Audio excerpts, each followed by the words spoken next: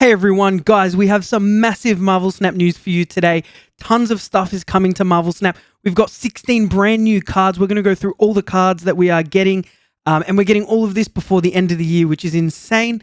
And we're also getting collector's tokens, so you're going to be able to target cards that you want. I know how frustrating it can be when you get to Pool 3 or Series 3, as the official Marvel Snap team are calling them.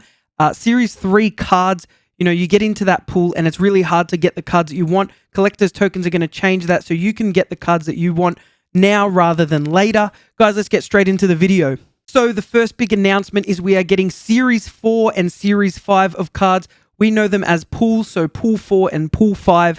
So first up, we have Luke Cage. Luke Cage is a 2 energy, 1 power card. So quite weak on the surface. His ongoing abilities, your cards can't have their power reduced. This is some great protection, I guess, from things like Spider-Woman and other cards that can reduce your power. And it's your cards can't have their power reduced. So cards like Scorpion, I believe, would not be able to affect this ability. It does say your cards. It's interesting interaction. I'd have to check out how that one actually works. But it seems like an interesting card. I can't see it being like too crazy or anything. And again, a lot of these cards we've already been through when we did our data mine. Look at a bunch of different cards. This was way back in beta, so it's cool to see these cards coming to the game now. Next up, we have Absorbing Man. So a 4 energy card, 3 power. So again, pretty low power for a 4 cost card. On reveal, if the last card you played has an on reveal ability, this card copies it. This is really, really cool. It's kind of like Mystique copies an ongoing. Absorbing Man's going to copy an on reveal. There's some crazy things I can think of with this one. You could use Wave to play something like Odin, and then you could use Absorbing Man to essentially play a second Odin ability. That's kind of insane. I guess that would also reactivate Odin. I can imagine some crazy combos with Absorbing Man. That's going to be a really, really fun card to try out. We've got She-Hulk, a 6 energy, 6 cost card, 10 power. That's a big power, pretty big power for a 6 cost card. Costs 1 less for each unspent energy last turn. That's an awesome ability. So I guess, if you get to turn 3, you don't spend any energy, you could play this for, I guess, 3 cost on turn 4. I'm just thinking about it now. It's kind of a little bit, I guess, if you've got ways to get more energy and not spend it. So things like Electro, things like Psylocke. If you play cards that can reduce the cost, Sarah can reduce the cost of cards. You can have some energy left over. I guess there could be some cool combos with She-Hulk for sure. Interesting card nonetheless. Now, of course, we've got Titania, She-Hulk's nemesis. When any card is played at this location, this card switches sides. So this is a really interesting ability. It is a 1 cost card, so you can get this out on turn 1. 5 power. I guess every time you play something, this is going to switch to your opponent's side. And then you could play a card again to get it back to your side. So that's going to be a really interesting interaction there. Your opponent can play cards to steal, like I guess Titania will come to their side. Pretty crazy. But I guess there's things like Zero and other ways to, I guess, negate the ability and keep it on your side of the field. So that's going to be a really interesting card. Interesting to get another 1 cost card in the game though, for sure. We've got Maria Hill, a 2 energy card, 3 power. So again, we've got another 2 cost, which is pretty cool. Some of these early turn cards. On reveal, add a random 1 cost card to your hand. Interesting ability. It really depends what 1 cost card you get. You could get an absolute dud. I don't really see how Maria Hill will fit into decks. Maybe could fit into like a Kazar Zoo deck, but being a 2 cost card makes it a little weird. If this was a 1 cost card, it may be 2 power. I could definitely see it being pretty cool.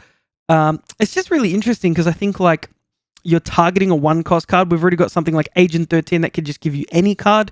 So you really want, I guess, you'd need a really good reason to want that 1 cost card. All I can really think about it right now is something like Kazar, and then I guess Sarah could make things, well, actually, they can only go to 1. So yeah, very interesting, Maria Hill. We've got Agent Coulson, such a cool Marvel character. 3 power, 3 energy, 4 power. On reveal, add a random 4 and 5 cost card to your hand. This is very interesting. It's very Nick Fury-like, but we're getting a 4 cost and a 5 cost card. So we're essentially playing Agent Coulson with the intention of playing that 4 cost and 5 cost on the next few turns. It's an interesting ability mainly because it's random. Again, you don't know what you're going to get. It could be amazing. It could be absolutely awful. I guess you could find ways to play Agent Coulson earlier. Maybe something like Sarah allows you to play a few extra cards on turn 6. Interesting. It'll be interesting to see how Agent Coulson can be used. We have Helicarrier, a 6 cost card, 10 power. Again, we've got another 10 power 6 cost card. When you discard this from your hand, add 3 random cards to your hand. Okay, this is interesting. This is interesting. So if you're playing a discard deck, you discard Helicarrier, it adds 3 random cards to your hand. It's interesting. I think the problem is with discard, you want to be discarding specific cards to power them up. Things like Apocalypse, Swarm. You know, you don't want to lose a Hela. You want to be able to play Hela on turn 6. So it's interesting. I'm trying to think how this would be used.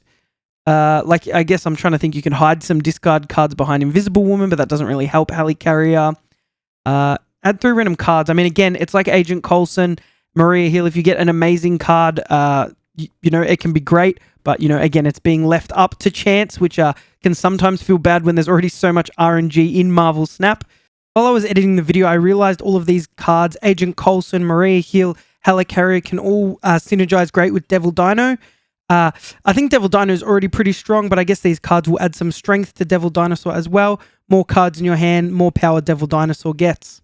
Next up, we have M'Baku. If this is in your deck at the end of the game, it jumps to a random location. I remember this one. We covered this in our data mine look. It's an interesting card. I mean, it's only 2 power. I can't really see a strong use for it. You know, it ends up in your deck. I guess you can use it as like Lockjaw fodder. You play it, Lockjaw sends it back into your deck. It can come back out at the end of the game. 2 power, random location, a lot of variability, a lot of randomness there. It'll be interesting to see how that card is used, if at all. We've got Atuma. If you have another card here at the end of your turn, destroy this. This is really interesting. It's a 4 power card, a 4 cost card, 10 power. It's very much like, it very much reminds me of something like Namor. Namor is like, if you have a, you know, it gets to 9 power if it's the only card there. The only issue with this is, if you have another card here at the end of your turn, it gets destroyed. So you're only getting 1 extra power than like a Namor there. And if a card ends up in that location, Namor doesn't disappear. It's still there with that like 5 power. Whereas this card gets destroyed. So if someone hits you, I guess, with a debris, yeah, like, you know, that could be a little bit awkward if the opponent can find ways to get cards on your side of the field. So it's going to be interesting. Again, I guess if you can negate the ability, zero, something like 0, I guess a 10 power 4 cost is okay. It's fine. Orca, 6 cost cards, another big 6 cost card, 9 power, ongoing, plus 5 power if this is your only card here. So again, we've got the same theme going. It gets plus 5 power if it's the only card there. That's going to get it to 14 power.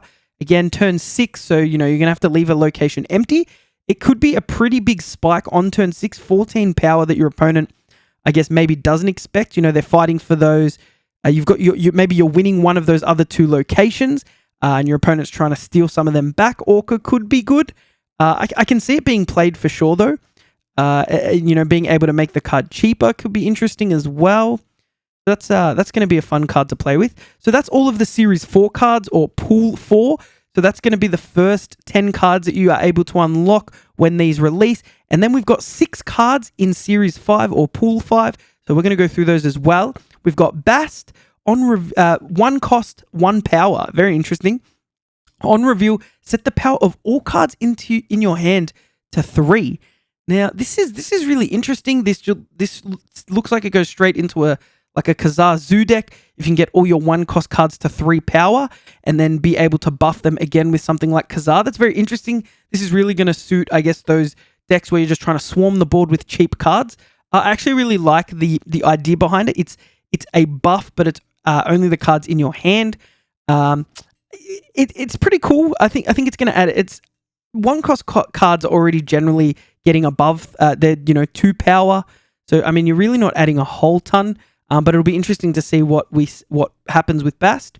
Now, Shuri is an interesting one. We just had Black Panther come to us in the season past. We had Shuri's Labbers at one of the featured locations, which doubled the power of the card. This is basically that card instead of a location. Shuri is a 4-cost card with 2 power, so very low power for a 4-cost card, but the on reveal is exactly like Shuri's lab location, double the power of the next card you're going to play. So already straight up combo Shuri into Black Panther. You're going to double Black Panther with Wong's there. You're going to double that again, which is pretty insane. The cool thing is you can play Shuri at a different location, so you can still have something like Arnim Zola copy Black Panther to the other locations. I can't wait for Shuri. It's going to really enable Black Panther to go absolutely insane. Next up, a card that people have been waiting for. Thanos is here. You will be able to put him in a deck. You won't have to rely on, it's going to be insane. Thanos is here. At the start of the game, shuffle the 6 Infinity Stones into your deck. He's a 6-cost card, 8 power. So you have him in your deck. It doesn't really matter that he's in there. He's just a 8 power card, 6 cost. We've got plenty of those. But you shuffle the 6 Infinity Stones into your deck. So let's go through what the Infinity Stones abilities actually are. These are the 6 cards that Thanos will add to your deck. We've got the Mind Stone. On reveal, draw 2 stones from your deck. The Power Stone. Ongoing, if you've played all 6 stones, Thanos has plus 10 power wherever he is. Reality Stone. On reveal, transform this location into a new one and draw a card. Soul Stone. On reveal, draw a card. Ongoing, enemy cards here have -1 power. Space Stone. On reveal, next turn you can move 1 card at this location, draw a card. And the Time Stone. On reveal, draw a card. Next turn you get +1 energy. Man, the potential with all of these abilities is crazy. It just opens up deck building like so much. Obviously, it's adding a bunch of cards to your deck, so you're going to be drawing less of your deck overall. But some of these abilities are absolutely insane, and there's just going to be some crazy combos. I can't wait till Thanos arrives. We've got Galactus. Galactus is a 6-power card, a 6-cost card, 3 power. On reveal, if this is your only card here, destroy all other locations. We've seen Galactus before. There are ways to get him into your hand from random cards that give you random cards. So we've seen Galactus. We've seen him played, but you'll now be able to actually build a deck around him now, which is crazy. If this is your only card here, destroy all other locations. So, he can be very interesting if we're finding ways to buff him before we play him now. That's also a way we can make Galactus much stronger. It's going to be very interesting to see all the Galactus decks. I'm sure tons of people will be trying to make it work. Next up, we have Valkyrie, 5-cost card, 3 power. On reveal, set all cards at this location to 3 power. Again, this is, I guess, kind of like Bast. You could, kind of buff your 1-cost cards and lower the power of all your opponent's cards because it set all cards at this location. So you could essentially get them all to 3 power. Say they got 4 cards there, they're going to get 12, and all your 1-cost cards are getting buffed by Kazar. That's a really cool card. I can see that fitting straight in there. I guess there's also tons of other uses for it. As long as you've got ways to buff your cards, setting your opponent's cards to 3 power could be pretty powerful. Doing it on turn 5 as well, possibly. So, you could lock down a location that way, which is pretty cool. And then we've got a Super Skrull, a 4-cost card, 2 power, and its ongoing ability has the ongoing effects of all enemy cards. This just sounds crazy. So, this is going to be a strong counter to certain ongoing decks. If something like Devil Dino, things like that, you'll be able to steal all those powers. But then there's also things like Patriot, things like that stealing isn't really going to do a whole ton. So I feel like you'll definitely be playing an ongoing deck with this card, being able to steal other ongoing abilities. If you steal an Onslaught, you play an Onslaught at that location, you could do some crazy stuff as well. I think that's a really, really cool card. There's going to be some crazy combos with Super Skrull as well. All right, so that's all the cards, but let's get into the collector's tokens. So collector's tokens are going to be in the collector's track. You're going to get them in the caches from collection level 500 and up. Basically, every day, every 8 hours in the store, you're going to have a card that you haven't unlocked yet. You will be able to save up your collector's tokens. You'll be able to buy that card and unlock it instantly. So this is just another currency that you'll be able to collect for playing the game. It's not going to cost any money, which is fantastic. And the great thing is if a card appears that you really want and you don't have enough collector's tokens left, you can pin that card, essentially save it in that slot. It's not going to change. And then when you get the collector's tokens, you'll be able to purchase the card and unlock it instantly, which is just fantastic. Absolutely amazing. Guys, thank you so much for watching. If you haven't already, make sure you subscribe to the channel here at ShadowDTV. We've got tons of Marvel Snap content coming. It's been a bit of a lull in content lately. I've been super busy, but I'm back. We're doing videos we're doing at least 5 to 6 videos a week. It's going crazy. We're going to be live streaming the game as much as I can. Guys, thank you so much for watching, and I'll catch you in the next video.